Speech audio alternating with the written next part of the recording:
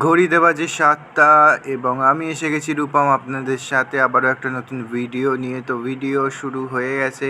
বাইরে ওয়েদার আজকে প্রচণ্ড ভালো, প্রচণ্ড মিন্স প্রচণ্ডই ভালো। আর আজকে ওয়েদার আপডেট আমি দিচ্ছি না, আপনারা দেখেই বুঝতে পারছেন। রাত্রিরে বৃষ্টি হয়েছে, বৃষ্টির পর সকালে আপনারা দেখতে পাচ্ছেন ওয়েদার প্রচুর মনোরম, আর কি বলবো।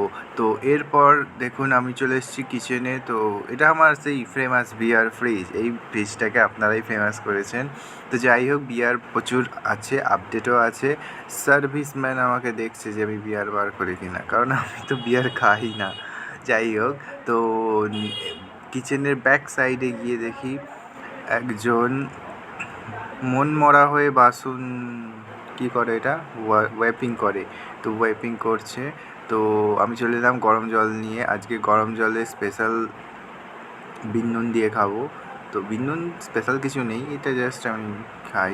তো বিন নুন দিয়ে জল খেয়ে আমি বাইরে বেরিয়ে দেখি খালি জলের গ্লাস। বন্ধু এখনও ঘুমোচ্ছে। ও আচ্ছা, আর ওদিকে চা হচ্ছে। তো ও অ্যাকচুয়ালি ঘুম পাচ্ছিল, তাই মন মরা সেরকম কিছু ব্যাপারই নাই।